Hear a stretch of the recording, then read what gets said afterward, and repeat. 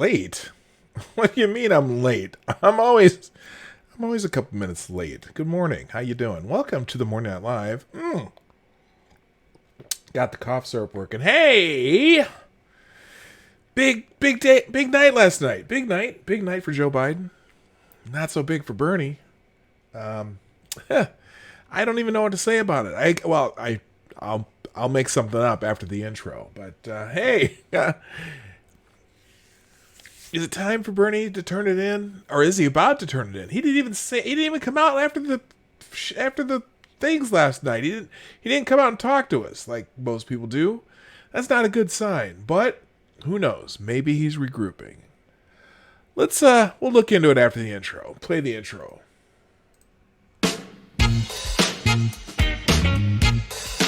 Ladies and gentlemen, coming to you live from the Lucky Dog studio in a hidden location somewhere in the upper Midwest of the United States of America, it's a brother making his own way but with all the wrong opinions. Welcome to the Morning Night Live with your host, yours truly, PDawg Night. Let's get ready. Oh, you can't do that.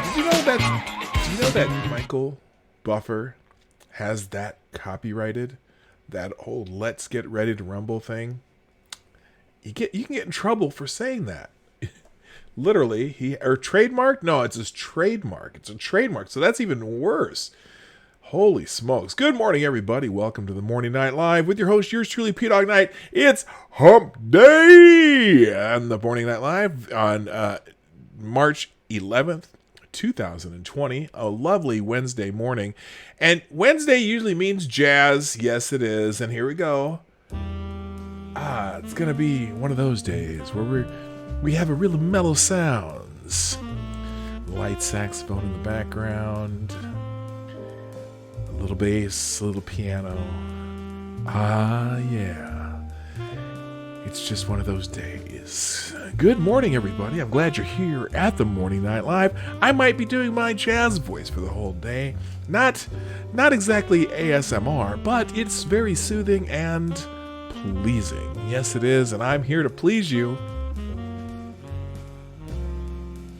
Or something like that. Anyway, welcome to the show, everybody. Let's say good morning to who's here, because there's a few people here already, and that's a good thing, just like every day. First on the list today is Mr. Della Hayes, my friend from Canada. You get the bell, sir. You get the... What the hell? Where'd my bell go? Hang on. Something's amiss. Did my bell go away? Let's see here. Let me fix this real quick. The bell should be working, but it didn't. Well, there it is. There we go. There you got two bells, Mr. Dell. Also, good morning to Maniac Man, Tyler F., Sean D.W., a.k.a. just Sean. Good morning, Mitch the Ripper, Merle Davis, Advocatus Diabli, Augusto Pinochet, Ricky Ravioli. Hey, welcome to the Morning Night Live. And...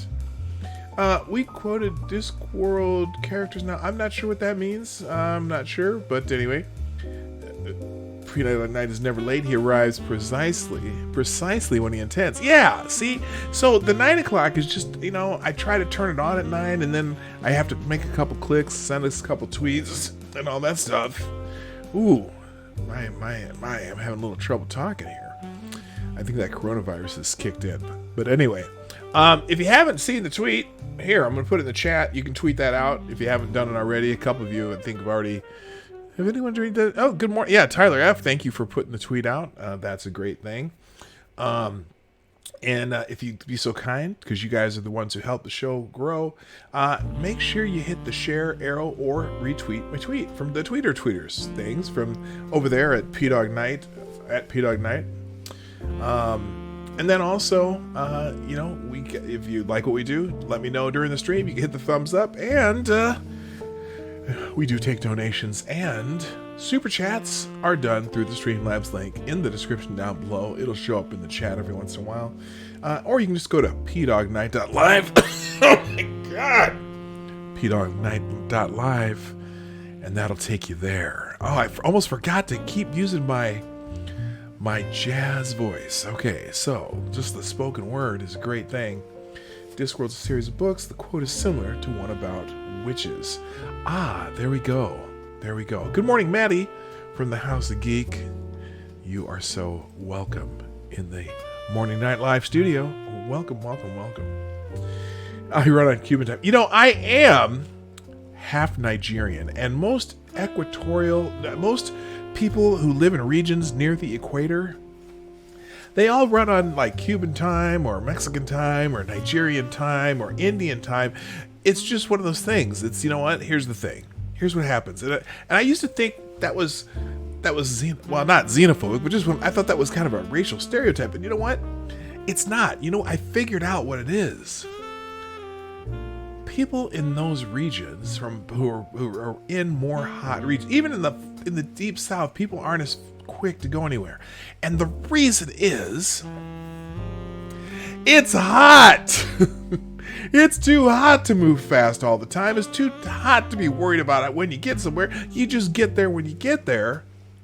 I try to keep it reasonable though. I try to keep it within, 3 to 5 minutes, and that's how it works. So there you go. Good morning, Big Chief Fuzzy Beard of the Gulf City variety. Anyway, all right. So let's get into the show a little bit. So yeah, Biden had a good night last night at the old OK Corral, also known as the Mini Super Tuesday. Biden won handily in the state of Michigan. I think he won in Missouri. Joe got a couple though. I think he got. I think they're not done in Washington. I know he might have squeaked it out there. I think he got North Dakota. But when it comes to delegate counts, Joe Biden now has commanding lead. Hello, morning. Chicago Mike. Hello. Good morning. Good morning. So now it's. What the hell happened here? That's not what I wanted to be. Now, what's fascinating is, here's another primary and another spectacular victory for Donald Trump. That's not the headline I was looking for. Here's the youth prevails and Biden routs elderly socialist in crucial Michigan primary, widens delegate lead. Now they chose those pictures. This is the Washington Free Beacon. They're a news outlet, but then again, they're also definitely on the right side of the history, so to speak. Democratic primary voters on Wednesday. Oh my God, am I Joe Biden? Democratic primary voters on Tuesday faced a crucial choice between an elderly socialist and his younger challenger by a considerable margin. Youth prevailed. Isn't that funny? Former Vice President Joe Biden, 78, widened his lead over Sanders, 77. Biden, 77, Sanders, 78. After picking up key wins in the delegate-rich states of Michigan and Missouri, among others, the results of Tuesday's primary contest make it all but certain that Biden will be the Democratic Party's nominee against President Donald J. Trump in the general election. The Associated Press called Mississippi and Missouri for Biden immediately after the polls closed at 8 p.m. Biden was poised to win both states decisively thanks to his strength among African-American voters and elderly whites. He emerges the prohibitive favorite to secure the majority of delegates, which would preclude the possibility of a contested Democratic convention in Milwaukee. Damn! I kind of thought, I kind of thought there'd be some fireworks in Milwaukee. There still may be. Am I reading The Onion? No, I'm not. I'm reading the Washington Free Beacon. Major networks also instantly projected Biden to win in Michigan and take home a majority of the state's 125 delegates, despite the former vice president's best efforts to antagonize pro-gun auto workers in Detroit. We'll get to that later. With the majority of precincts reporting Biden was leading Sanders by more than 10 percentage points. The result was a huge blow for Sanders, whose campaign has been targeting notoriously mitten-shaped enclaves. The notoriously shaped enclave as the candidate's best hope for mounting a comeback in the race. He narrowly won the state against Hillary Clinton in 2016, but the last-ditch efforts of Sanders supporters raised concern about Biden's malfunctioning brain to put him over the top this time around. Anyway, Sanders even trailed in Washington state with the majority of precincts reporting. Oh, I thought he was close to winning Washington. Unfortunately for fans of socialism, Sanders' chances of winning the nomination are essentially non-existent due to the Democratic establishment's successful efforts to destroy his candidacy. Oh my gosh, who wrote this? This is written by someone named Andrew Stiles. That's hilarious. Let's see. Including Senator Elizabeth Warren's snake-like decision to stay in the race after Biden won the South Carolina primary on February 29th. Why do they call it? Oh my gosh, that's what the Bernie people on Twitter were calling her. They were calling her Snake. After all the other people got out and endorsed Biden, she stayed in the race, kind of screwed him up on Super Tuesday, just enough to screw him up. And Biden has momentum. Come on, Joe, go get him. Anyway, good morning, Circa Zero. I haven't seen you around a while. I'm glad you're here. Good morning. So...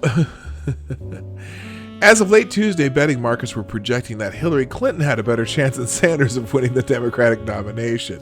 This thing is decided, and there's not any reason to keep it going any longer.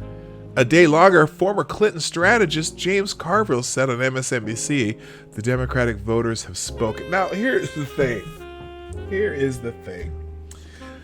Bernie's he's not completely out of it. And certainly Biden can seal his own fate by just talking too much, because every time he talks for more than a few minutes, something happens that isn't exactly it doesn't give you confidence in his ability to continue 5 more years between campaigning and being a president. But that's just it. Hello, Reason Vision, another one who Reason Vision, one of the people who often has to watch the replays, and I appreciate when you do and leave comments. That's really great. You're very good about that, and but I also like to see you hear it live once in a while too. So welcome to the show. PDawg 90 has Joe Menum, sir. One might be able to say he even has Jeb Mentum.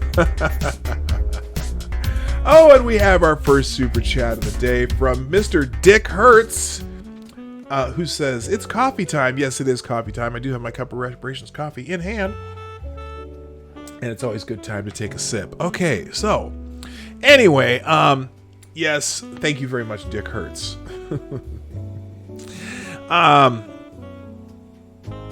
Yeah, but technically the Democrat, not technically, but in reality, the Democratic primaries are probably over.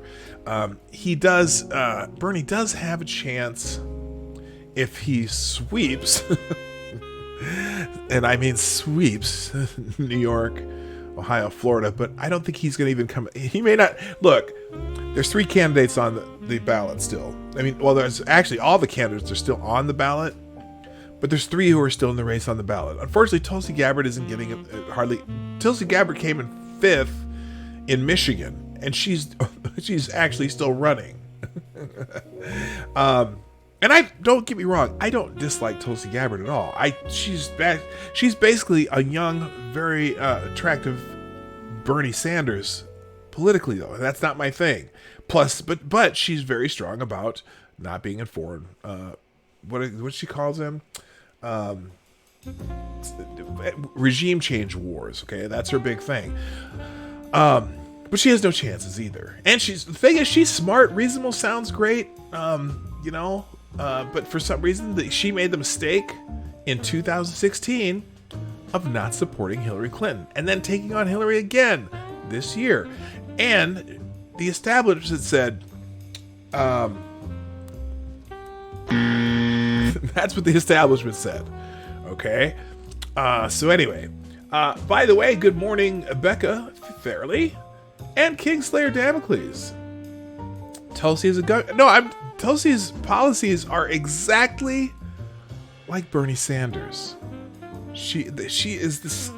She's, in fact, that's why in 2016 she didn't support Hillary. She still stayed behind Bernie, even though Bernie backed Hillary. So I'm not interested in having her be president. But anyway, all right. So big night for Joe. Big night for Joe. Now, interesting thing. Now, if you saw this yesterday, where the hell did okay. Somehow this. Now, yesterday, though, of course, Joe Biden went to go speak to some auto workers, and all Dems are gun grabbers. Hi, Gun Fox. Yeah. Oh, Cal Ken L. Hello. How are you doing? That's a new name. If you're not subscribed, subscribe and hit the bell. All right. Biden spokesman calls shouting match with auto worker misinformation. Now, this is... So many of you probably saw this exchange of Joe Biden yesterday, where he happened to go and have a dispute with an auto worker, right? Before he's about to give his speech, Biden was in Michigan when an auto worker confronted him over his stance of Second Amendment rights. The Democratic presidential candidate said the man was full of shit. Now, it's on tape. There's no doubt what happened. But here, it's funny. This Democratic spokesman says, listen, there's a lot of misinformation, unfortunately, in campaign these days. We see it in every corner. Well, here, let's let her talk for herself.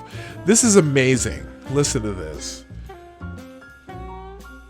If we can get it without, well, it's going to take a second.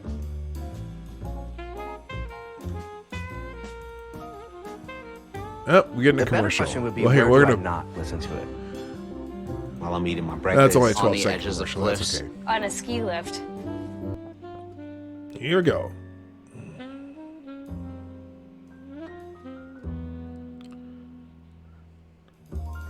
Thank you, Cal Ken. Welcome to the family. Okay, why isn't that? Oh shit! Sorry. All right, here we go. Starting over. Here we go. Maybe. It was a lot different than earlier in the day when he confronted a voter. I want you to react to this soundbite real quick.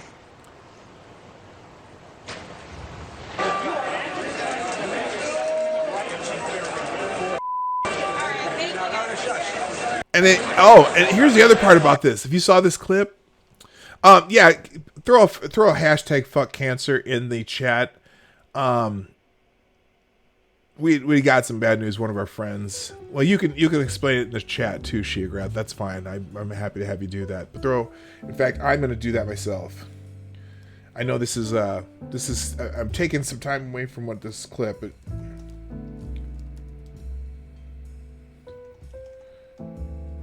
yes, I know it's muted. There we go. All right, let's play. We'll play this now. So he's played this clip. Biden, you're full of shit. Hold on. And then he shushes a black woman. He shushes a black woman. Joe Biden. Oh. I'm surprised she didn't slap you upside the head, Joe. Anyway.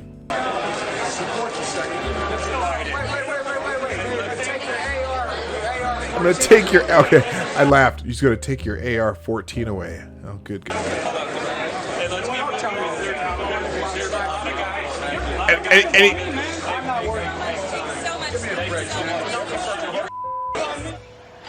So this is a supporter who came out to talk to him. Supposedly, oh man, I'm sorry to hear that, Shiagraph. Obviously prayers out for you and your family. That sucks. That really sucks. Okay, I'm sorry.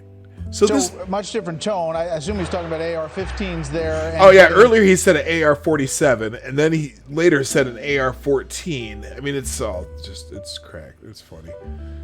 to a Second Amendment battle with that voter. What do you think of that? Obviously, the campaign aide was trying to move him along at that moment.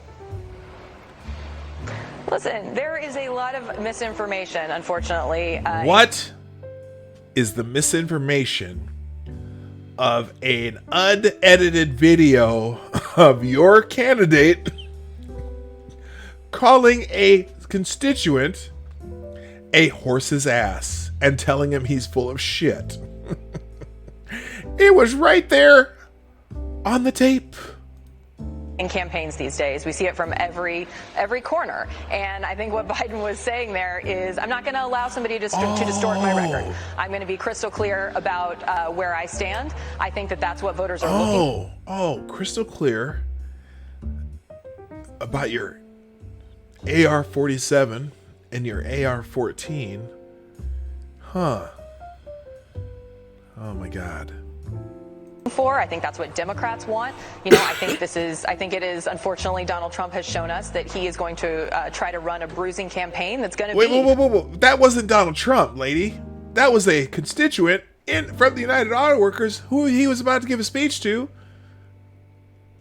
Oh boy, I wonder if that guy's going to have his job tomorrow. Oh, the video of Sanders joining Trump. Well, yeah, in context, he was saying joining Trump in this campaign or whatever, this misinformation, like this lady's saying. Anyway, let's finish this up. Largely built on misinformation and disinformation. And I think what you saw from Biden in that exchange is that he's not going to take that. And again, I think that's what Democratic voters are looking for, a straight shooter who is going to be clear about where he stands and is not going to allow somebody to distort his record. Yeah, but what if he doesn't know where he's standing? What if he doesn't know what state he's in? How's he going to be clear about where he stands? Or misrepresent where he is. Oh, anyway. So, yeah, Bedingfield blamed President Donald Trump for Biden being so Oops, I got to hit where's the pause button? Stop playing! By the way, the movie The Hunt is out this Friday the 13th. Hello? Okay, where is this music coming from? Holy shit. What is happening? What is all of this? Did you see that article? Oh, apparently you can't Every stop year, these things. Holy shit. Stop. kidnap Stop. A bunch of normal folks like us. and Good hunt God. for Okay, sport. I'm just going to close that window because it's killing me. Anyway, so.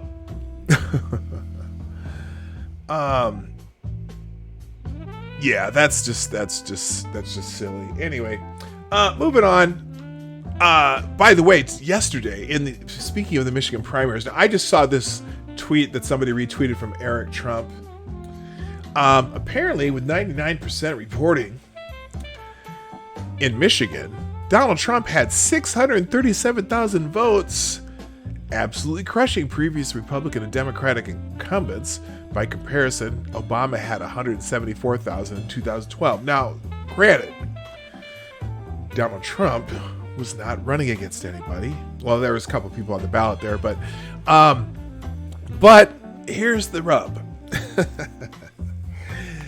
I don't know if there's a primary for governor in Michigan. This could well be. There could be primaries for other offices in Michigan. But the fact that he got 637,000 votes, people came out people took the effort to make that vote, is pretty impressive. We talked about this the other day, how in a lot of these states, Trump in a primary with no contest was getting more votes than the entire Democratic field combined. That's a very fascinating statistic. Now, granted, it could be because there's other races and they're just, checking the box because they're there for the other races. But this hasn't happened with other presidents. Like I said, in Michigan, 637,000 votes. Obama in the same off-year second term election, 174,000 votes. So that's a lot. That's a lot of people making votes for Trump that don't have to. By the way, quick thank you to Becca Farley and to Skookum also, who shared the stream out. I appreciate that. The more you share, the more we get new people. Just like who's our new person today? Our new person today. Everyone say hi to Cal Ken L, who is newly subbed as of today. I'm glad you're glad you joined us today. All right, let's get into some other news. Biden. Okay, here's so Biden won in Missouri. He won in Mississippi. He wins in Idaho. Almost a complete near sweep. In fact, could this be the end for Bernie? Here's an editorial on that one. We'll just check this out. This is from the Daily Caller. Is this the end for Bernie? Biden solidifies frontrunner status with near sweep on primary night. Former Vice President Joe Biden beat out independent Vermont Senator, communist Bernie Sanders in nearly all 6 Democratic state primaries Tuesday night, solidifying his frontrunner status in the wake of Super Tuesday. Election trackers called Mississippi and Missouri for Biden almost immediately as polls closed, with Michigan following soon thereafter. The closest race of the night was in Washington, where projections gave Sanders a 0.1% lead with 67% of the vote in, according to the New York Times at 12:30 a.m. I'm wondering if that, let's check to see if that is a ticker. Let's see. Now here's the thing though.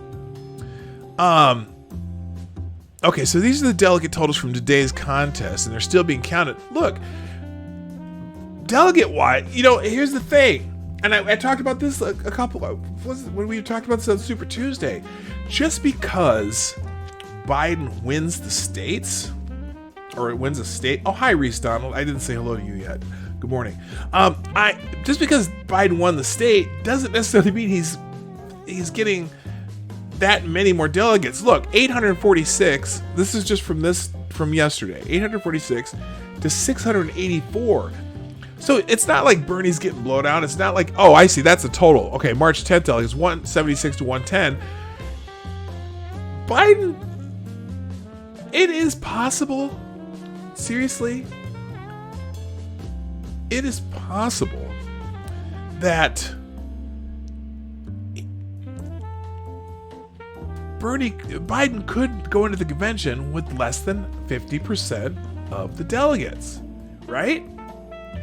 Problem is, even if he does that, the superdelegates have made it pretty clear that they will not be voting for Bernie Sanders. The only superdelegate that I can think of that has made any mention of being for Bernie Sanders is James Earl Carter, aka Jimmy Carter. So anyway, here's the states last night. North Dakota, Bernie Sanders won 53 to 39%. Elizabeth Warren got 2.5% and 366 votes. Good for her. Idaho, Biden 48 to 42%. Warren got 2.7. Michigan, Bloomberg came in third in Michigan. 53% basically for Biden. Also in Missouri, 60% for Biden. And in Mississippi, 81% for Biden. That's because no one in the South is going to vote for a commie, right? Hello, Jenna. How you doing? So yeah, we got Idaho, Michigan, Mississippi, Missouri, and then and again, they haven't updated the Washington one yet. Here's Washington. They still only have 67% reporting, where Bernie held an extremely slim lead. So there you go. That's the official count so far. All right, let's see. Moving on. Let's see. Oh, this one though. Listen to this. South Carolina Congressman James Clyburn. Even though the counts are like 860 to 684, okay, it's still fairly close as far as delegate count. But James Clyburn, who endorsed President Biden and maybe helped him win South Carolina, suggests the DNC cancel debates and the primaries and anoint Biden. Oh my goodness. House Majority Whip James Clyburn is suggesting Democratic National Committee step in and cancel the remaining presidential primaries and debates if it appears Joe Biden is favored to win the nomination. Wow. Clyburn, who was instrumental in helping the former vice president revive his campaign and win the South Carolina primary, floated the idea during an interview with NPR. The Majority Whip in particular argued that if Biden were to best Senator Bernie Sanders in Michigan and a number of the other states holding their primaries on Tuesday, then the race was over, and the DNC should intercede. What if Joe Biden has another aneurysm, though? What if he just starts drooling on stage? Do you think they should just anoint Joe Biden now? I don't know. Maybe not. Anyway, I think when the night's over, Joe Biden will be the... I gotta say that... I think when the night is over, Joe Biden will be the prohibitive favorite to win the Democratic nomination, Clyburn said. If the night ends, the wait has begun. I think it is time for us to shut down this primary. It is time for us to cancel the rest of these debates. You don't do anything, but you get yourself in trouble if you continue this in this contest when it's obvious that the numbers will not shake out for you, the majority whip said. Now, here's the thing.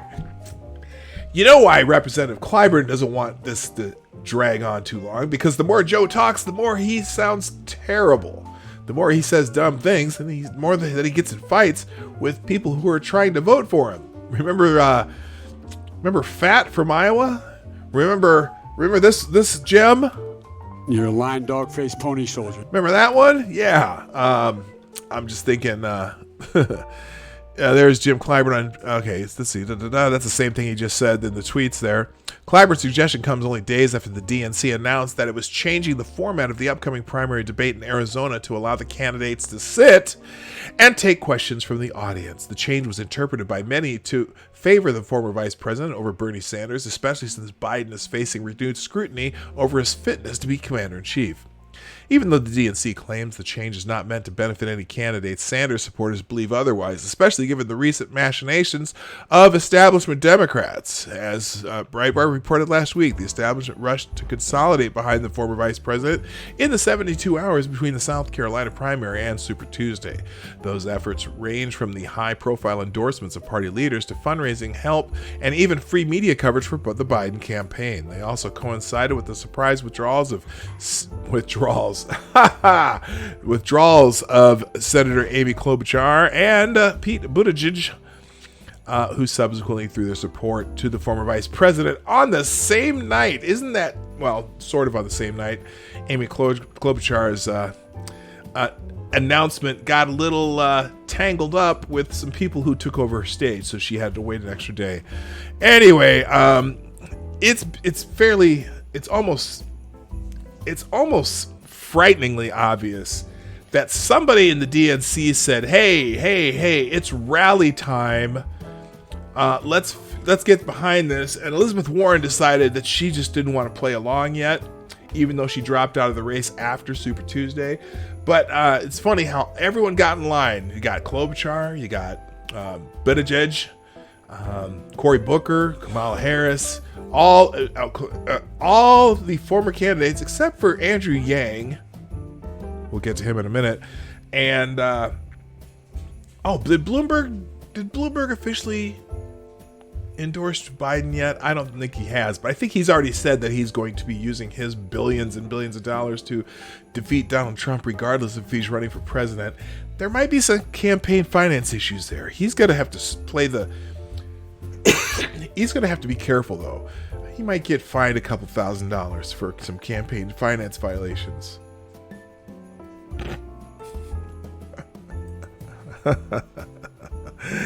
Anyway, good morning, Lindsay. Good morning, Jenna. How you doing? All right, let's move on. Enough of that. Should we get out of this? Should we get out of the primary thing? I think we should. Oh, well, wait a minute. Before we do that, so Biden is getting the business after he berated that auto worker during we already saw that. We're gonna skip that one. We already did that on another story here.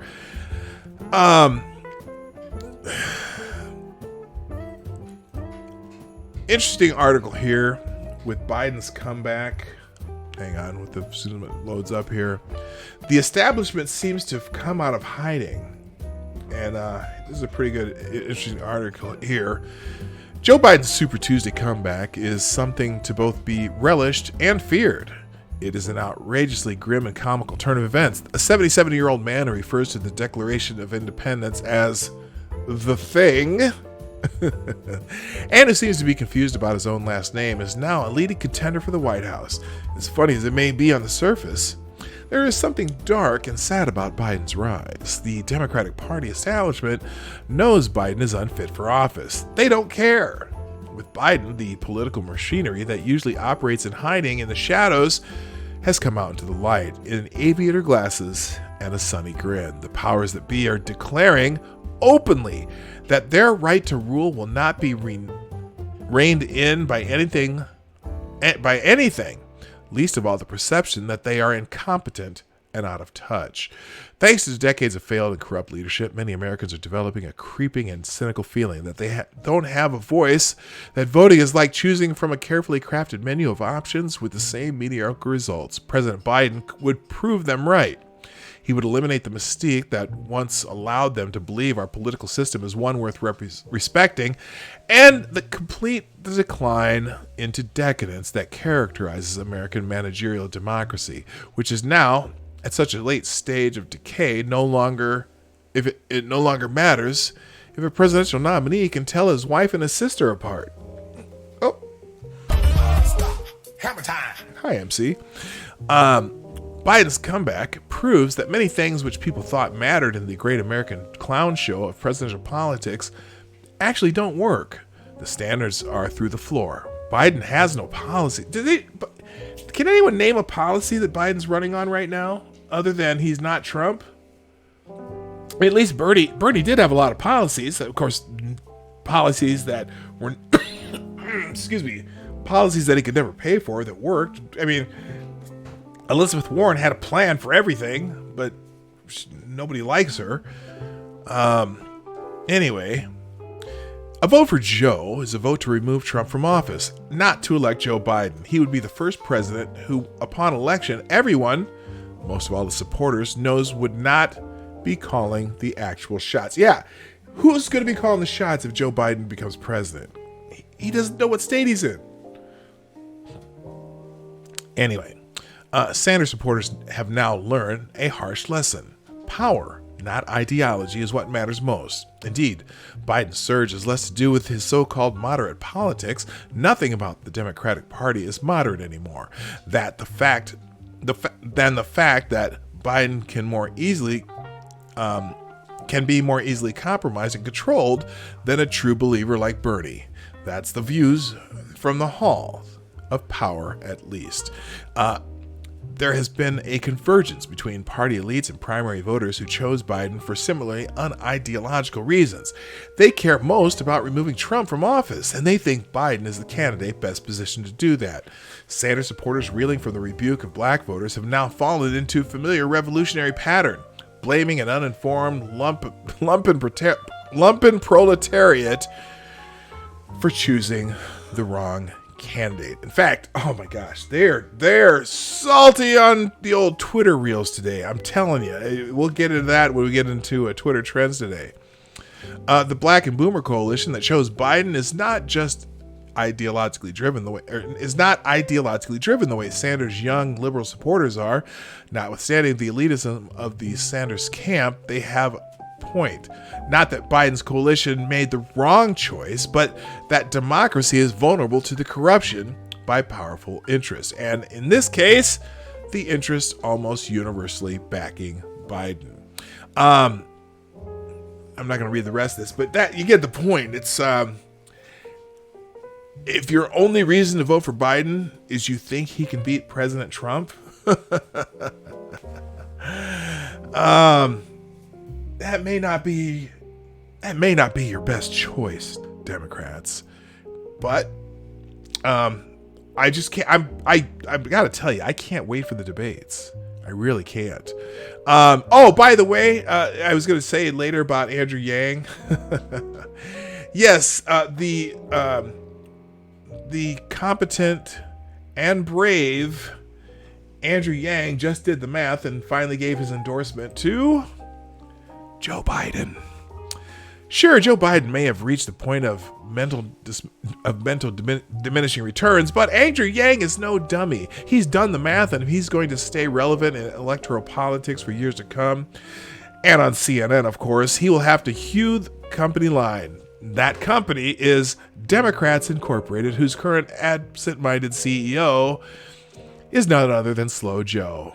Yang's ringing endorsement of Joe Biden went on like this on CNN Tuesday night. This is verbatim. Oh, here it is. Maybe they have it. Here we go. Listen to this just profound and ringing endorsement of Joe Biden. Andrew Yang, I see you've been writing on your paper a lot. We haven't heard from you a little bit. You haven't. Where do you see the race right now? Where do you see this going for Joe Biden? I believe that Joe Biden will be the Democratic nominee, and I've always said I'm going to support whoever the nominee is, so I hereby am endorsing Joe Biden to be not just the nominee for the Democratic Party, but the next president of the United States. And I say this, having supported Bernie Sanders in 2016, Bernie was an inspiration. Stunning and brave. Run. But the math says Joe is our prohibitive nominee. We need to bring the party together. We need to start working on defeating Donald Trump in the fall. I've had many personal conversations with Joe about the impact of the fourth. So brave, so timely, so forward thinking, so so waiting until the game's over to. It's like, you know what? When I was a kid, I was a Redskins fan, and I enjoyed the Redskins a lot. And I always found it funny that there were not a lot of Redskins fans around me, right? But in the 80s, when the Redskins won a couple Super Bowls, holy moly, there were a lot of Redskins fans around. And I was like, man, I didn't know you were a Redskins. You like the Redskins? You like the Washington? And then, like, yeah, when did you start? Like, I don't, is this bandwagoning? I don't know. I suppose he's saying, he did make the point of party unity, though. I guess, I just think Joe offered him $1,500 a month for support. Yeah, holy smokes. Breaking journal coronavirus, up to 70% of Germany could become infected, according to Merkel. Ugh, yeesh. I'm trying to stay away from the coronavirus today because I very well could have it. No, I'm not. I just have this lingering cough from my other sickness from before. Trying to remain, what's the word? Healthy. Okay, last thing. Maxine Waters has chimed in, and everyone's favorite Auntie Maxie. Auntie Maxie. Auntie Maxie says, I don't know if Biden can beat Trump. House Financial Services Committee Chairwoman Maxine Waters on Tuesday punted when asked whether she believes former Vice President Joe Biden could defeat President Donald Trump in a general election contest. I don't know, but we'll see, Walters replied when asked by Just the News senior correspondent Nicholas Balassi if Biden 77 has what it takes to win in November. Here it is. I'm just asking members about the big primaries tonight. Are you backing Biden or Bernie? I have not endorsed anybody. Who do you like most compared to the Biden and Bernie? It's not about who you like. It's about now watching and understanding who can beat Trump. Do you think Biden has what it takes to beat Trump? I don't know, but we'll see. President Trump has made an issue out of the gaffes. Well, she says I don't know. Biden has confused a few things out That's there. That's different than what this headline says. Do you think he has the fitness for office, Biden, and to take on Trump? Nobody has made more gaffes and told more lies than the President of the United States of America. How dare he talk about somebody's gaffes? There's a whole litany of those committed by him. So how dare he try and say that Biden somehow has done so many and so much when he has absolutely had hundreds of gaffes and thousands of lies. Are you concerned about his fitness for office? You can reach out to our office to worry about. Okay, this guy didn't want to talk to her. Anyway, she didn't definitively say that Biden could beat him though, which is unusual. Okay, I don't know if Biden can beat Trump, so she didn't know. All right, that's fair. I don't know. And Biden doesn't know what state he's in. So there you go. It's even. Let's talk about something else. Okay, one coronavirus article. Just one. Actually two, because one I told you about yesterday, but we're gonna I'm gonna remind you that one. But this one, apparently a military surgeon says Trump is right on the seasonal flu being more dangerous than coronavirus.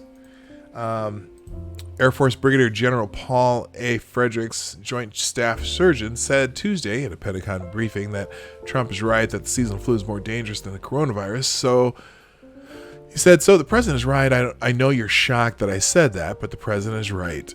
Fredericks tells a reporter, "There are more people ill with the seasonal flu than there are ill with coronavirus worldwide and in the United States and in the military." He added, "The reason we are taking precautions that you are seeing is that this is a new virus, and we are continuing to learn about this virus, about how easy it is to spread the virus, and in particular, and in an environment like this, in close spaces, we're trying to figure out the best way to mitigate the risk until we have solid data on that. You know, the military is good on planning. We're also good on trying to decrease risk. So we'd rather mitigate that risk up front than wait and find out that we should have done it because multiple people got sick along the way." The reporter had asked him what the difference in impact on the Pentagon is of the coronavirus and the seasonal flu, since it seemed the Pentagon was taking it more seriously than the flu. The reporter added, "The president himself thinks that the seasonal flu is more dangerous," and he actually tweeted about that, prompting Fredericks' response. So, the more we talk about this, yes, because the flu happens every year and people die from every year, and 18,000 people have died since in the last 6 months from seasonal flu. Doesn't mean that this won't continue to wreak havoc on markets, on people, especially in countries like Italy, where it seems to have shut down the entire country, and people are really taking this ultra seriously, almost to the point of panic. I still say though, we are fortunate, at least in the U.S., that it is hitting at this time as we're moving into the summer months, and that some of these viruses tend to kind of mitigate themselves into the summer months. But it doesn't mean you don't take. And now we're doing it again. All right, we're back. Hello, gang. Yes.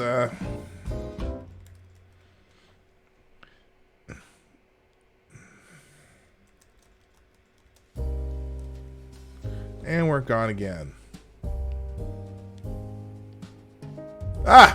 Poof, there we are.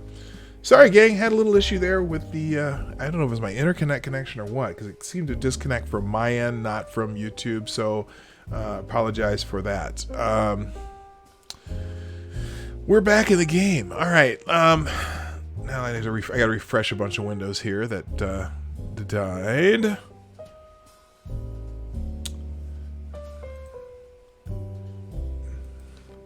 All right, now it's time for a little roll call. Just put a 1 in the chat if you're back, so I know who's here.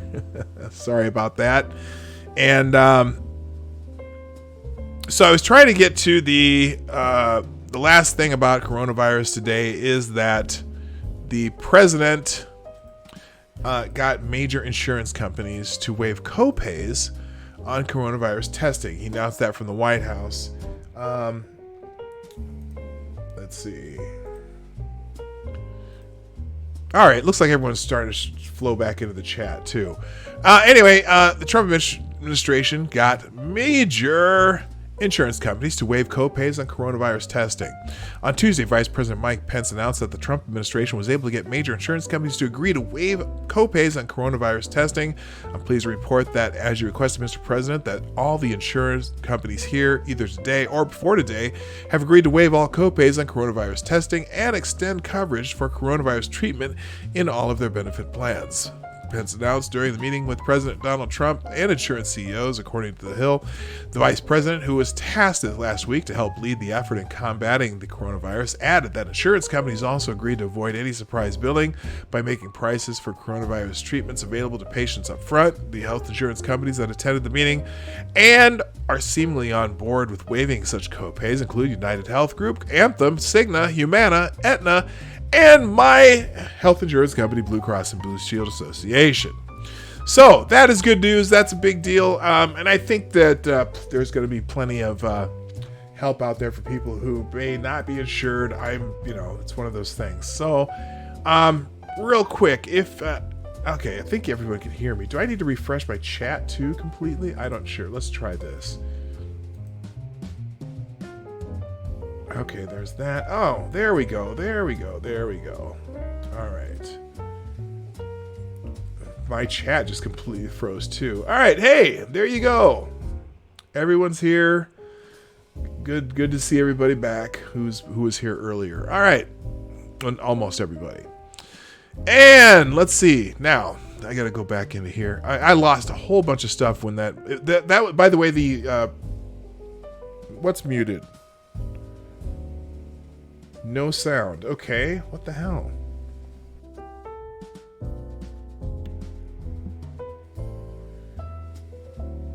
It seems like everyone else has heard me because I was just talking. People are responding to what I said. So now, Reese, I'm not sure. Are you sure that there's no sound? Refresh your stream. Hit refresh. That's because everyone else seems to be hearing me. Okay, cool. All right. Let's see. Do I want to? Well, now that kind of messed up my show, but that's okay. We'll figure it out.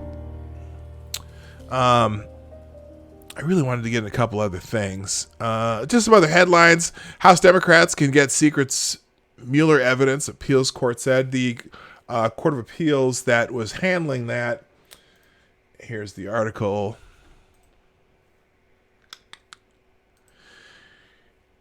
Democrats can get secret Mueller evidence, appeals court says. A federal appeals court will allow the House Judiciary Committee to access secret grand jury materials. Grand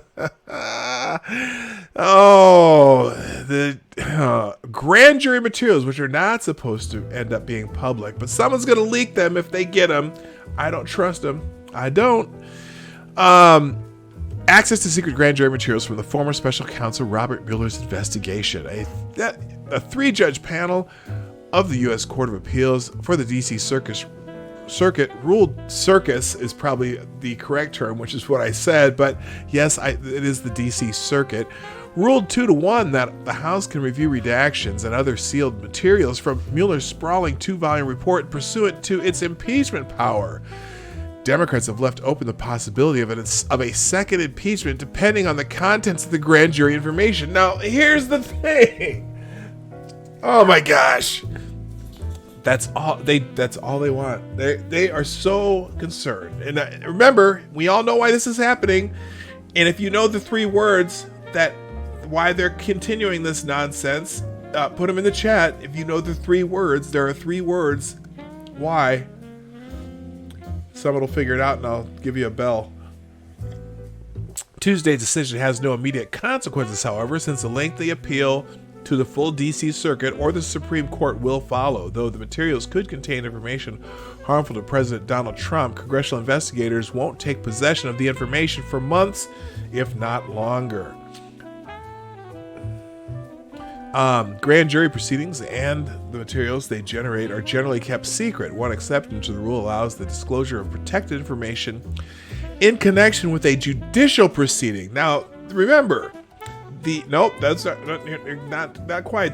You'll learn someone will get the 3 words right in a minute. No, because a impeachment is not a judicial proceeding. That's why writing for the majority, Judge Judith Rogers said House Democrats can obtain Mueller grand jury files under that exception since impeachment counts as a judicial proceeding. No, it's not. It's a political proceeding. The committee's need for grand jury evidence is especially pressing, Rogers added, because Mueller never reached definitive conclusions about Trump's conduct. Holy shit. That's because you don't have definitive conclusions. You either prosecute or you don't prosecute. Okay? You don't exonerate when you're doing a prosecution. That's all. You can either oh my God. So annoying. The committee has repeatedly stated that if the grand jury materials reveal new evidence of impeachable offenses, the committee may recommend new articles of impeachment, Rogers wrote. And that's all they want. Anyone think of the 3 words yet? Oh, man. Someone throw a P in the chat for Augusto.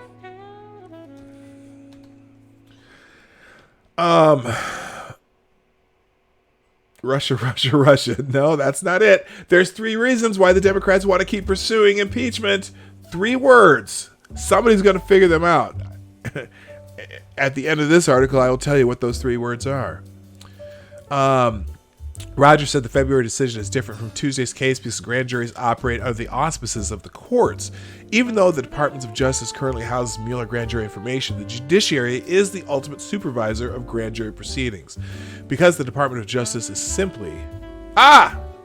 Straight Sith Mail, you win. Ruth Bader Ginsburg. That's why. That's the only reason they're going to continue this. Okay, where was I here? Because the Justice Department is simply the custodian of the grand jury materials at issue. However, the instant case is unlike interbranch disputes where Congress issues subpoenas and directed executive branch officials to testify and produce the relevant documents, Rogers wrote. The Mueller report contains numerous redactions for both secret grand jury information and for unspecified national security interests. House Democrats requested all portions of the report be redacted, all portions of the report redacted under grand jury secrecy rules, transcripts, and exhibits referred to in those redactions, and testimony or exhibits relevant to events described in the report. So, you know what? They're on a fishing expedition.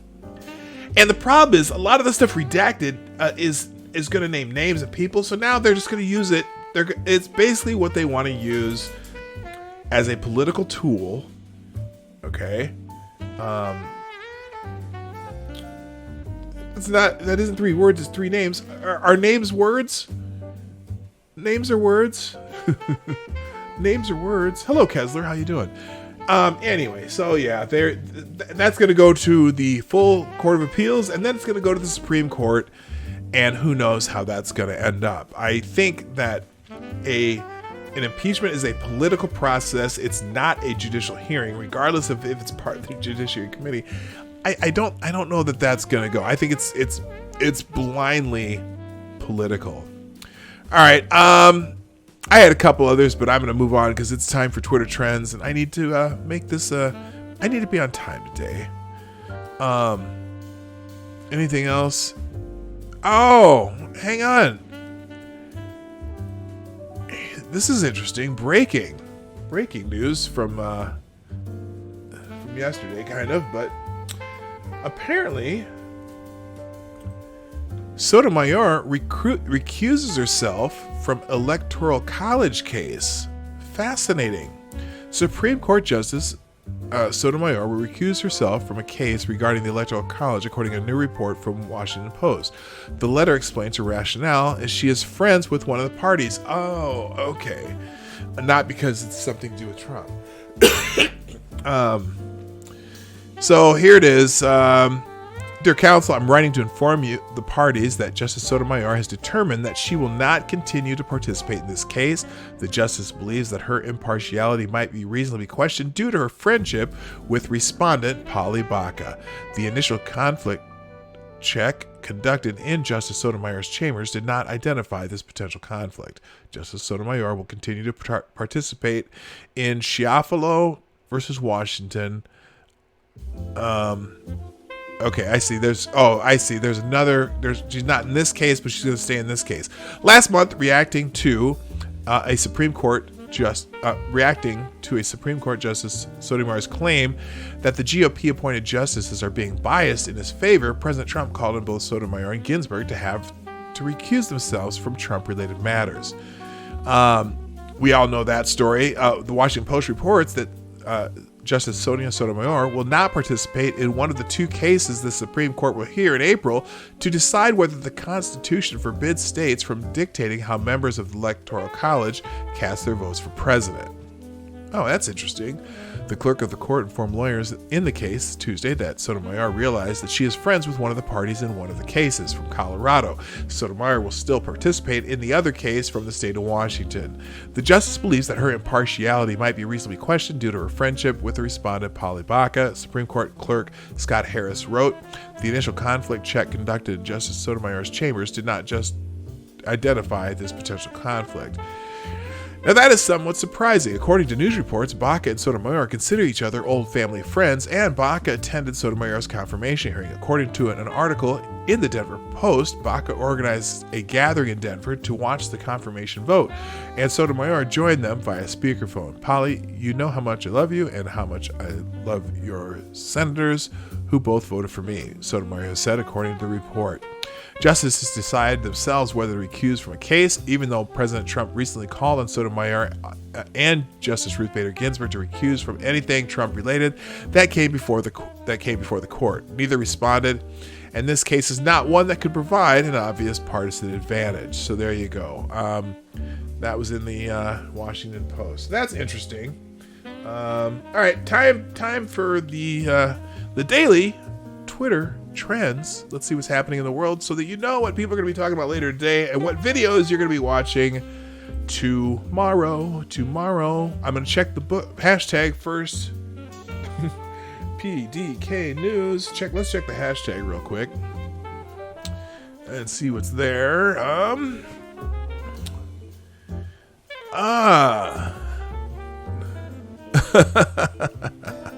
Okay, just a couple funny ones first.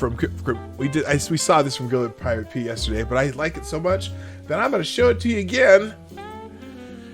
Spray throat up to 3 times daily to prevent coronavirus. Yes, that would be the Jameson Black Label Irish whiskey. Is that redundant to call it Irish whiskey? What if you're in Ireland? Who is it? Someone in the chat comes here from Ireland once in a while. Do you just call it whiskey in Ireland? Because I know, like in Scotland, we had a friend from Scotland, and she'd just say, we don't call it Scotch, we just call it whiskey. But over here, we call everything by a different name. We got bourbon, you got Canadian whiskey, you got Irish whiskey, you got Scotch, you got I don't know. There's other things. Tennessee sipping whiskey. Bourbon. Did I say bourbon already? I don't know. Good morning, Jaeger Pony. Okay, so we already saw the things in the hashtag today. So let's get into trends on the Explore tab. The number one top of the Explore tab. PDawg Night. That's be me. Okay, that's be me. Oh. Huh? Hi, Renovaccio. I don't know I'm not sure. Rye whiskey. Yeah, we could rye too. Anyway, trending number one, or on the trends tab, the little box here that has a picture, hashtag everyone's child. I don't really know what that is. It might be a movie promoted by Team Rock. Well, let's find out what it is. HateApromise.org. We are in this together, everyone's child. A wayward child is everyone's child in the community because his actions can be a threat to your child too. A collective effort to be helpful and kind instead of being neglectful and pointing fingers will go a long way. We all have a part to play. Our community is our responsibility. Well, let's find out what Hiatus Promise is, because I don't know what this is. Here we go. It's promoting Hiatus Promise. Okay, Hiatus Promise and Hiatus Foundation have developed a roadmap for a natural progression of our work thanks to feedback and guidance from our advisory council and the participant in our 2014 Youth Summit. We'll bring our unique voice to the critical issue of preventing gun violence by focusing on one, outreach, broaden the reach of our work by sharing the story of Hiatus Promise in the media and in person. Online resources and engagement, but I don't know what Hiatus Promise Team Hard at Work 25th anniversary of the Chosen Few picnic. Okay, so apparently it is a foundation that's dedicated to help prevent gun violence, so that's interesting. Oh, I see. So this is the videos of Haida Pendleton shot in a park by the school. Okay, so that's what that's about. I feel for the mother and loss of her child. Can't imagine even going through this. Love the support to make this happen. Okay, so that's at the top. Why is this? Now, why would you sully something like this? Hello, Wikipedia snippet. Why would you? Oh, yes, oh, I see. That's you. The calling it whiskey in Ireland. Yeah, it's just whiskey to you guys, right? You don't call it Irish whiskey. It's just whiskey. Anyway, so this person decides to sully something like everyone's child with this poem. This is TDS at its finest. A poem. Hashtag bye bye Trump. We all hate your guts for justified reasons, you evil dumb putz. A list of your evil would go on for ages. On the top of that list is putting babies in cages. Hey, moron! First of all, there are no kids in cages, okay? There are kids in holding facilities that are being held for people that we don't know for sure who their parents are. And remember that practice started under the Obama administration. So, Obama. So nobody cares. Don't sully out someone's hashtag. These people are worried about their kids being shot, and you have a poem because you hate Trump so much that you just couldn't hold back. Go straight to hell. Do not pass go. And do not collect $200. Trending number 1 on Twitter trends. Oh, do I have a whole bunch? Oh, I had a bunch of. Oh, good Lord. Oh, good Lord. Number 1 on the Twitter trends today is Write in Bernie. I'm going to guess that this hashtag has enough salt to fill the Indian Ocean and perhaps half the Atlantic Ocean too. Dems had their chance. They think Biden is the strongest candidate. I'm thankful Bernie was the strongest by a mile. Biden's senility. Ooh, you know that calling Biden senile is misinformation. It is Russian talking points. Just remember that. Bernie was strongest by a mile. Biden's senility is going to be exposed by November. No hiding anymore. And then he hashtags to Michael Moore. Biden loses to Trump. Dem exist. Now, I think that meant Dem exit. Bye bye Biden. Bernie warriors. Write in Bernie. Carmine Sabia is a super fan of Bernie Sanders. Now, just a reminder, as we go through the Twitter trends, please do not contact anyone that we talk about in Twitter trends. Do not harass them. If you want to respond to something they say, that's great, but leave me out of it. I had nothing to do with it. Miss Krasensteins. Yay! The Krasenstein brothers, either Brian or his uglier twin brother, has also tweeted today about, what is it? Oh, this is about Write in Bernie. Warning. All of these are GOP and Russian hashtags. Don't buy. Oh, I gotta do it in a Krasenstein voice though. Warning. All of these are GOP and Russian hashtags. Don't buy into it. They are trying to prevent Bernie supporters from supporting Joe Biden so that Trump wins an election he has no chance in. Bye bye Bernie. Bye bye Biden. Write in Bernie. Biden loses to Trump. Yeah, they're all Russians. Do you think the Russians just sit around all day and try to figure out, hey, how can we get a hashtag trending? Do you think the Russians have that much power? Do you think they can just make hashtags trend because they want them to? Or do you think there's enough Bernie supporters out there that are just rabid Bernie supporters that say, hey, this is bullshit. We don't want Biden. Oh, Sarah Silverman, the fine comedian and actress. Can someone point me to a tweet with Right in Bernie that isn't condemning the absurd idea that anyone would do that? We all want Trump out. I keep seeing these hashtags as if they come from Bernie's camp, but I never see the actual source. Well, I don't know. No, the Krasnstein brothers. Oh my gosh. The Krasnstein brothers are not dead. They've just been put in Twitter. They've been put in Twitter hell permanently. But the Krasnstein brothers tweet under one of their wife's Twitter accounts. I think that, honestly, I think they should perhaps be.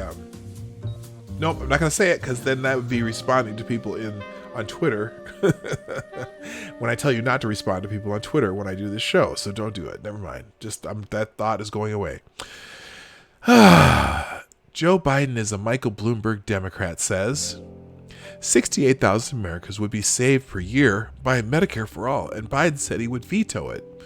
Imagine if there were terrorists or anything that killed 68,000 people each year and a candidate said they would veto the solution. I am putting America first by refusing to vote for him. Write in Bernie. Huh.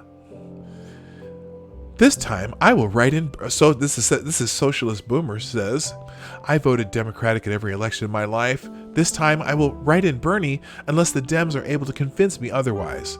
But Trump is not going to do it. The last 3.5 years have been bad, but the previous 8 under Obama were even worse in economic terms. Hot. Wow. Shots fired. Oh, with tags like Right in Bernie and Bye Bye Bernie trending, let's revisit the unity dance, because without unity, we get Trump. This dance is for those who can't handle outcomes and are saying rigged primary or Bernie or bust. Here's the unity dance, which I have not seen before. Is she just, oh my gosh, this is called the unity dance. You notice something missing?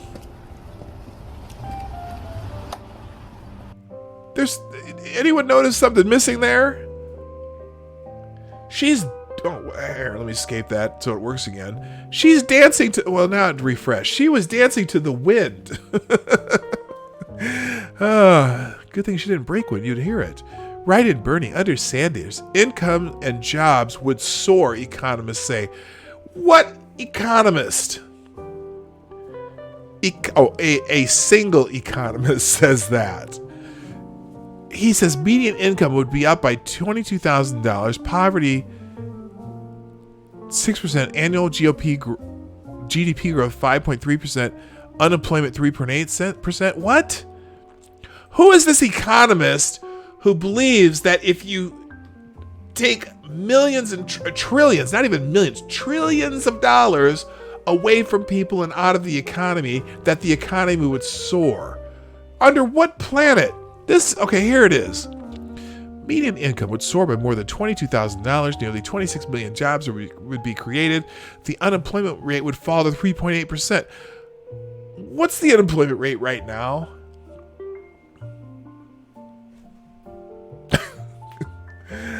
Those are just a few things that would happen if Bernie Sanders became president and his ambitious economic program would be put into effect. Yeah, you know why? Because first of all, well, no, how would incomes are? Oh my God! Oh, I'm gonna have one of those things that Joe had. What is that thing that's gonna turn my brain to mush? Oh my God! Gerald Freeman from the University of Massachusetts Amherst, economics professor. Okay, I'm going to write a letter to the University of Massachusetts Amherst and tell them they need to fire Professor whatever the hell his name was. I'm not even going to go back to the article. Let's go back into trends because I can't take it anymore. Trending number 2 is Wednesday Wisdom. Let's get some wisdom now because that Bright and Bernie hashtag. Okay. Jonathan Lennon says, you can't make this stuff up. Coronavirus conference canceled because of coronavirus. Oh, I can't help but click this. Coronavirus conference gets canceled because of coronavirus. So much for business keeping business rolling during the coronavirus pandemic, the Council on Foreign Relations has canceled a roundtable called Doing Business Under Coronavirus, scheduled for Friday in New York due to spread of the infection itself. CFR has also canceled other in-person conferences that were scheduled from March 11th to April 3rd, including roundtables in New York and Washington and national events around the U.S. The headline was enough. Coronavirus conference gets canceled because of coronavirus. That's beautiful. That's some wisdom right there. I'm going to skip. Let's see. Thank you, Nikki Haley, for today's Wednesday Wisdom. As the first female governor of South Carolina, Nikki Haley has paved the way and continues to inspire women around the world. Here is Nikki Haley's wisdom for Wednesday. We are strong. We are careful about the work we do. And no, we don't get confused. Nikki Haley. Is that a shot at Joe? I don't know. Is there any real Wednesday wisdom here today? Let's see. Okay, here we go. Look in the mirror. That is your competition. There you go. That's the wisdom of the day. Moving on. Number 3 on the Twitter trends today. Bye-bye Trump. Oh, so we have Right and Bernie. We have bye-bye Trump. Let's see the wisdom behind bye-bye Trump. Dem exit 2020 and bye-bye Biden were trending, so Twitter decided to switch it up with bye-bye Trump. Pathetic. Yeah, I'm sure that this is trending right now, but anyway. Kill off the only energetic base in the Democratic field again, circle the wagons around a short-circuiting creep, and start calling the rest of the primaries to be canceled. Bye-bye Trump? Oh, yeah, okay, dummies. Yeah, they're calling for Jim Clyburn calling for all the rest of the primaries to be canceled. It's over, according to Jim Clyburn. I don't think the Bernie people are ready for that to be over. Bye-bye Trump now that's a hashtag every one of us must get behind. Oh. Will you cry when Donald loses in November? Me? I'm throwing the biggest effing party of my lifetime. Bye-bye Trump. Good luck, Dylan. Bye-bye Trump. We won't make this mistake again. What's this we shit, white man? Oh, is that not a white dude? Well, I don't know. He's ambiguous, okay? Ambiguously tan, okay? What's this we shit ambiguously tan, man? Bye-bye Trump. Let's make it a blue wave in November. Yeah. Good luck. If Twitter were the only place to get your information and see if people would vote, maybe just the way they do hashtags. Of course, they just write in hashtags. Harvey Weinstein moved up to number 1 trending. Let's fix this. Harvey. Now it changed again. Why does it keep changing? What the hell's going on here? Let's do show more. Okay, it's not anymore. Well, he's trending number 4. It's changed to number 1. I know that for a fact, because over here on this trending tab, Harvey Weinstein, good riddance predator. Breaking: Harvey Weinstein sentenced to 23 years in the slammer. That is breaking news. According to the Wall Street Journal, Harvey Weinstein, the once powerful and internationally acclaimed Hollywood producer, was sentenced to 23 years in prison for the, which was going to be a max of 25. And he must register as a sex offender. The disgraced Hollywood mogul could spend 29 years in prison. Faces up to. He has been sentenced for 23 for sure. Judge shows no mercy, just as Weinstein showed no mercy to his victims. Justice. All right. Hey, I don't even have here. I don't have a clapping thing. But you know what? Whatever. Goodbye Harvey for a while. I'm going to switch to this one here because this is more up to date. So, Right and Bernie's still back to number 1. Okay, BTS World Nomination. That's some K-pop stuff by the band BTS, the singing group. He did, they are the most popular boy band in the world. Jungkook, Dub Smash, comeback needs to make a comeback. That's it. Tweet. Okay, that's all. That's as far as I can get into a K-pop hashtag. Number 7 trending. Vanity Fair is trending. Why is that? Donald Trump tweeted about it. That's why Vanity Fair magazine, which will soon be out of business, and their third-rate fake reporters who make up sources which don't exist, wrote yet another phony and boring hit piece. The facts are just the opposite. Our team is doing a great job with coronavirus. And people are talking about Vanity Fair because he mentioned, hello, the enemy. How you doing? The enemy 38. Now, you haven't been here in a while. I can't remember. Are you the... Okay. Yes, I do remember you. You've been here once or twice. All right. Coronavirus update. Shit gets worse. Italy, 651 dead. UK, 6 dead. Health minister diagnosed. Germany, 70% of the population could get it. Pakistan, cases double in 1 day.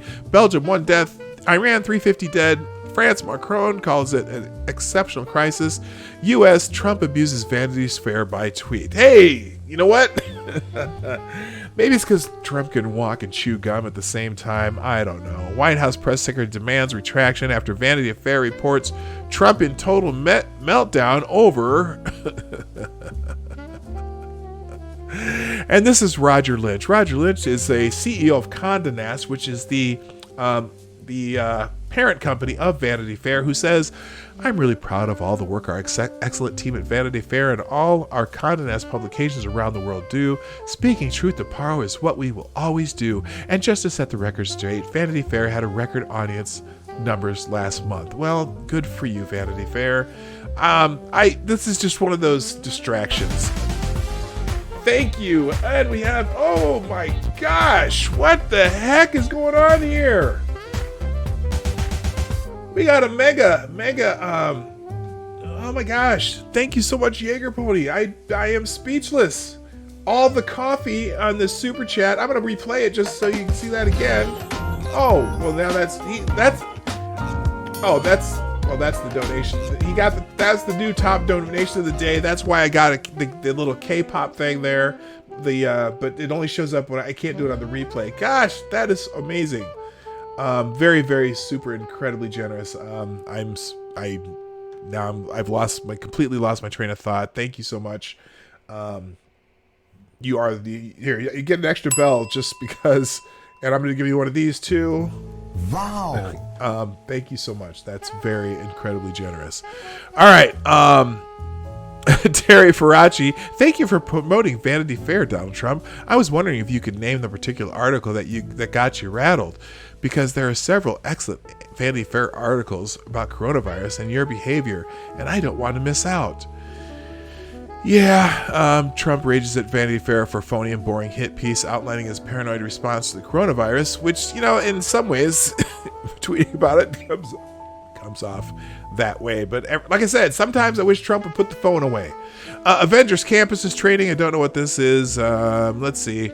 Just announced Avengers Campus will officially open at Disney California Adventure on July 18th. So they're going to have a new Avenger theme section of the park at California Adventure. That should be pretty cool. Here's kind of some previews of it. With they got a Spidey up there, and they got okay. So these are just some renderings of what they're going to have at the new Avengers Campus. All right, looks pretty cool. Anyway, moving on. Let's get past that's why Avengers Campus is trending. Gronk is trending because NFL star Rob Gronkowski is close to signing a deal with the WWF. Can you imagine? Breaking: Rob Gronkowski is filing a deal with the WWE. I'm old school. WWE. I can't wait for his finisher to be called the Gronk Smash. Gronk, future WWE champion? Question mark. That should be funny. Anyway, so he's trending for that. 23 years is trending. Why? Why is 23 years trending? Did Trump say something? Oh, no. That's because of Harvey Weinstein. Sentenced to 23 years. Good. Rot away, old boy. Merkel's trending because she has said that The coronavirus is likely to infect up to 70% of the German population, according to Angela Merkel. Now that's interesting. How can anyway, she said that authorities believe that 60-70% of the population would eventually get infected with the novel coronavirus. She has a degree in quantum chemistry and was a research scientist. Contrast what she says with remarks from the mob, money launderer, realty TV celebrity we have over here. You know, the genius who wanted to nuke hurricanes. Hey, remember the genius who wanted to close off travel from China and all of you ridiculed him because of it? Oh, remember that? Oh, good God. Whatever. Again, watch the elderly and the very young. That's the thing you should be worried about, and continue to take precautions like washing your hands often. University of Dayton, apparently riot police called after university students take to campus streets following closure announcement. Okay. Riot police called after closure. Okay, let's see. Can I click this? University of Dayton in Ohio announced on Tuesday that it is suspending all classes and closing all on-campus housing amid coronavirus fears. Online courses will commence after spring break. Within hours of the announcement, hundreds of students gathered at Lowe's Street on the campus and police were called. Officers in riot gear attended the scene and shot pepper balls at students, according to student-run publication Flyer News. The university is closely monitoring COVID-19. In-person classes are suspended. That's very interesting. Harvard also closed a bunch of their campus right away, and the students there are not happy about it. Again, if they're paying attention, is this in precaution of the students or of the faculty who may have several, vulnerable people on the faculty? I don't know. But anyway, so they had pseudo riots at the University of Dayton. Doesn't seem to be any footage of it. Oh, here's some footage. Part of the problem, them closing student housing on such a short notice is very hard for students. Can you imagine? You're living on a campus, you're expected to be there till at least till spring break, and then they say, oh no, we're closing down the school and all housing. Well, what do you do? How do you plan for that? And then also they're doing it early before spring break, and students want to go on spring break, but whatever. Big Hero 6 is trending. What is this?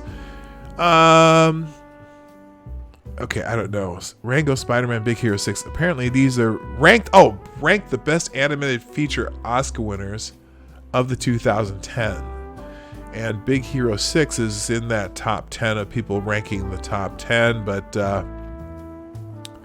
okay, whatever. I've never seen Big Hero 6. If you've seen it, put it one in the chat.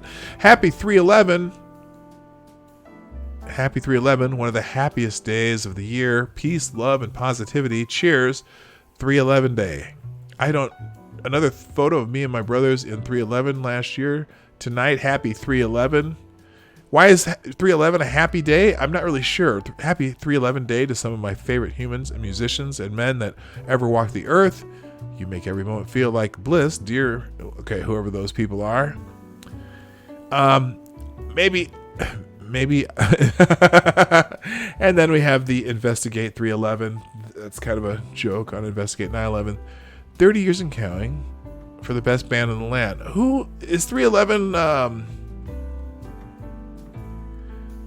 Okay, somebody can explain to me the 3/11 thing. I don't know what that is. It has to do with some band. Anyway, moving on. Happy birthday, Zoe. Zoe who? Okay, the National Cannabis Industry Association says happy birthday, Zoe is trending right now. And we can only assume that everyone's talking about our Denver office pup, Zoe, right? Several months early for some reason. Okay, not that Zoe. Happy birthday, Zoe. Keep on doing what you're doing. You sound like a delightful, lovely woman. Okay, oh, here we go. Someone put this up here.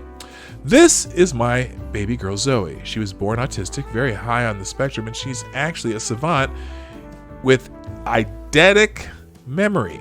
I could not be more proud of her. She's taught me so much. Twomley, please join me in wishing my daughter a very happy 14th birthday. So people are actually responding to that, and it's actually trending today. So that's pretty cool. 311 the band. Okay, I've been informed that is a band popular in the 90s, punk ska band from the 90s. All right, thank you. Lady Boomer told me, now I see it in the chat also. Hey, happy 311 then. It's March 11th. That'd be 311. Thank you, Lady Boomer. You're the best. Wait, what shirt are you wearing? What is that? I'm a vegetarian.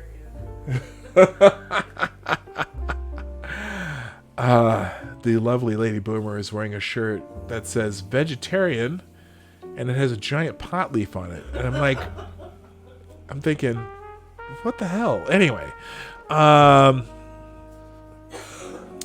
okay, that's awesome. So that's cool.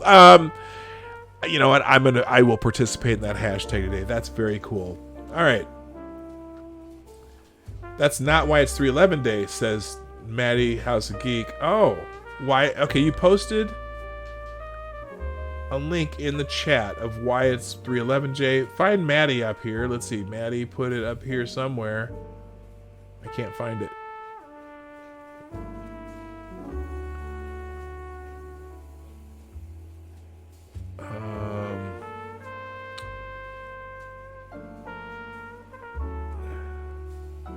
Oh, did it eat your link? Here, Maddie. Hang on a second. There, now you can post a link in the chat, Maddie, because I missed it. Anyway, all right, moving on. Last couple ones here today before I got to get out of here. Patroning. Oh, you posted. Okay, hang on a second. Posted a link in the chat. Maybe this is the link. You posted a link. Oh, in the notifications. Here we go. 311 Day. National 311 Day, March 11th. On 311, National 311 Day offers an annual reminder that 311 is a resource for communities around the country to connect something. Hang on. Let's see. Oh, National 311 offers an annual reminder that 311 is a resource for communities around the country to connect with their city and non-emergency services. The 311 system is the non-emergency number to call in many cities across the country for residents to report issues, to find out about city services, and ask questions. Okay.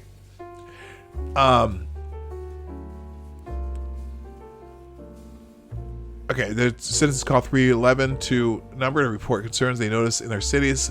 Some examples of the kinds of reports residents make: graffiti, road, park or fence damage, debris on the road, noise, trees needing to be trimmed, illegal parking.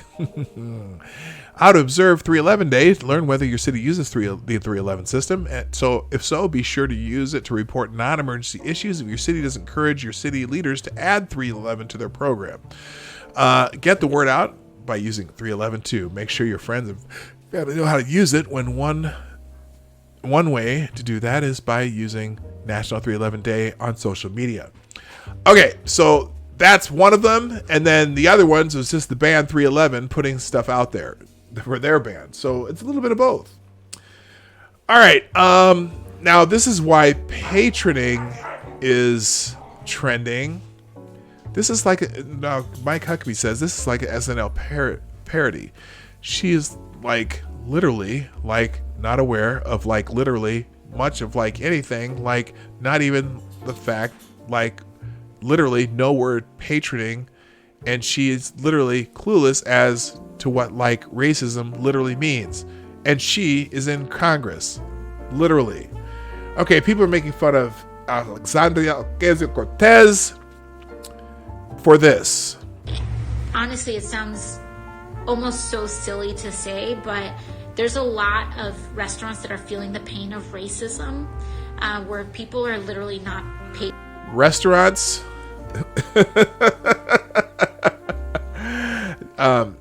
do not feel pain. Hold on. Patroning Chinese restaurants. They're not patroning Asian restaurants because of just straight up racism around the coronavirus. So honestly, it sounds almost so silly to say, but there's a lot of restaurants that are feeling the pain of racism, where people are literally not patroning Chinese restaurants. They're not patroning Asian restaurants because of just straight up racism around the coronavirus. So, shut up! honestly, it's God. Oh, yes, patronizing. Alexandra Ocasio-Cortez, patronizing. Oh my God. No, I'm actually glad she didn't put her hand in the disposal. I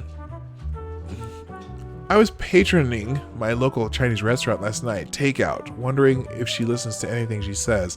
I haven't been patroning my local Outback Steakhouse. Does that make me racist against Australians? You know, also one of this thing about calling it the Wuhan virus is supposedly racist too. Just a second on that. And no, it's not.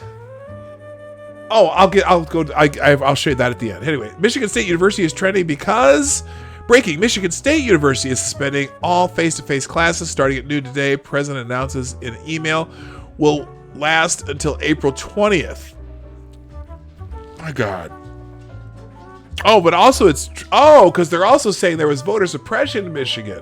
I will never stop being angry about the voter suppression at Michigan State University. So many students couldn't wait in line for 4 hours, and they shouldn't have to. People had to leave without voting because of work or class. It's fucked up, and I'm pissed. Yeah, Bernie mentioned yesterday something about, oh yeah, the long lines in Michigan were really bad and probably causing voter suppression. Hey, y'all, listen to me very carefully, okay? It is so unlikely that the state of Michigan, which is generally a Democratic-run state, has voter suppression so that they could keep out Bernie Sanders, okay? The Democratic Party, if their lines were long, blame the Democratic Party. They could have petitioned to have more polling places and more places to vote and more time to vote and more little desks and whatever you need to use to vote in Michigan. Blame the Democrats. Blame the Democrats. Hello, Lord Rothschild. Yeah, so whatever. What else is Michigan State? 50,000 students go to Michigan State University. Why aren't there more polling stations? Yes, people are mad. They wanted to vote for Bernie. Polls are officially closed in Michigan, but the East Lansing City Clerk's office is still packed with students who have been waiting on average 3 hours to vote. This is what the line currently looks like. By the way, most of these people are voting for Bernie Sanders. Michigan primary. Okay, so that's why they're gonna be mad. Barr, our Bernie student organizer at Michigan State University, literally ran to the poll with the final 3 voters with less than 1 minute left. Every vote counts. If you're in line, stay in line. Okay, she's pacing. That's Barr, the Bernie Sanders student organizer. And then also, yeah, I think that's probably trending because they're closing down classes and because of the voting. Here's other schools. University of Southern California, California, San Diego, Washington, Seattle University, Stanford University, Princeton University, Purdue University, Harvard University, Duke University, Michigan State University, and the University of Dayton's, where they riot when you cancel classes. You know what? Well, mainly because they're closing down the dorms too. That's the other part. It's not that they're just closing classes. They are shutting down the dorms at the University of Dayton and was it Dayton? Was it? That was yeah, the University of Dayton, and the Dayton students were not happy and decided to get a little fired up. And I know I can understand it though. It's hard to just change your plans right away. All right, Toy Story 3. That's one of the movies. Merkel, we got all those. Okay, the last one today on the hashtags is Elizabeth Hasselbeck. We haven't heard from her in a while. Remember Elizabeth Hasselbeck from The View? She was the conservative on The View. Oh, Elizabeth Hasselbeck is more annoying than Meghan. Hashtag The View. I forgot how horrible Elizabeth Hasselbeck is. Hashtag The View. Elizabeth Hasselbeck thinks Trump has shown strong leadership during the coronavirus crisis. You really can't fix willfully stupid. The View. Well, you know, it's funny.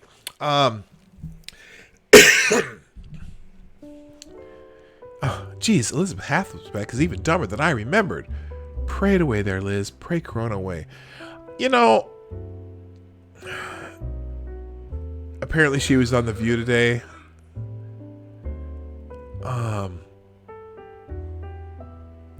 seems like just yesterday, Elizabeth Hasselbeck was a sneaker designer on reality show. Now she's an expert on flu outbreaks, how to raise your children. Okay, apparently she was on The View, and some people are not happy about it. All right, enough of that nonsense. We're going to move on. We're going to finish up the show today. I do have one bookmark that I wanted to show you that I saved for today. I mean, there's several. I have several. But now, this whole coronavirus thing, right? This whole coronavirus thing. Now we're finding a way to... a new way to call people racist. Yes, the coronavirus has caused people to lose their minds and decide that everything you say in planet is racist. Okay, so here's the thing. Nancy Pelosi joins Asian American lawmakers in demanding McCarthy apologize for bigoted tweet. House Minority Leader Kevin McCarthy is taking heat for calling COVID-19 the Chinese coronavirus in a recent tweet, a reference that prompted Congressional Asian Pacific American Caucus. There's a Congressional Asian Pacific American Caucus? I did not know that. And House Speaker Nancy Pelosi to demand an apology on Tuesday, calling the 2019 novel coronavirus the Chinese or Wuhan coronavirus is as descriptive as calling it the CPAC coronavirus. That is to say, not descriptive at all. CPAC, okay, not CPAC, but CAPAC, Congressional Asian Pacific and American Caucus. Chairwoman Representative Judy Chu, the first Chinese American woman elected to Congress, said in a statement, "Worse, it's harmful." In the immortal words of Elizabeth Warren, how? The California Democrat of Monterey Park accused McCarthy of stoking xenophobia. Okay, so this has been a big topic on Twitter as of yesterday, and this is how I'm going to finish the show because it pisses me off. Okay, hang on a second here. Where is this? It's in here somewhere.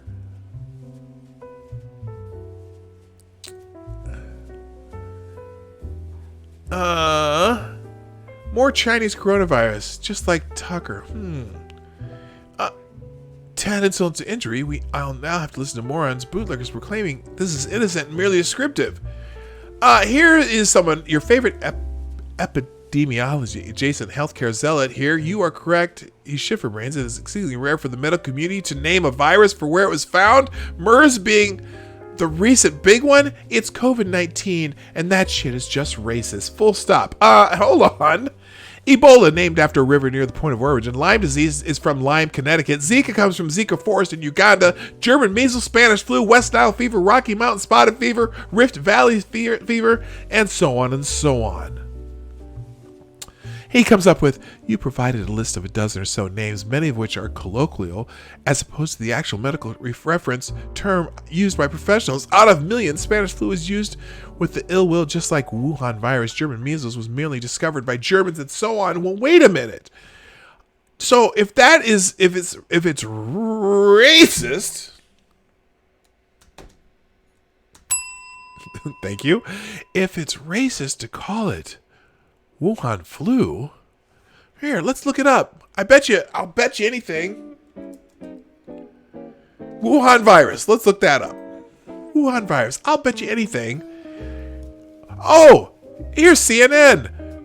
6 deaths. Here we go. Coronavirus has now surpassed 6 people have died from the Wuhan coronavirus. Oh, CNN. The Wuhan coronavirus has now surpassed CNN. the 2003 SARS outbreak and the number of lives it's claimed.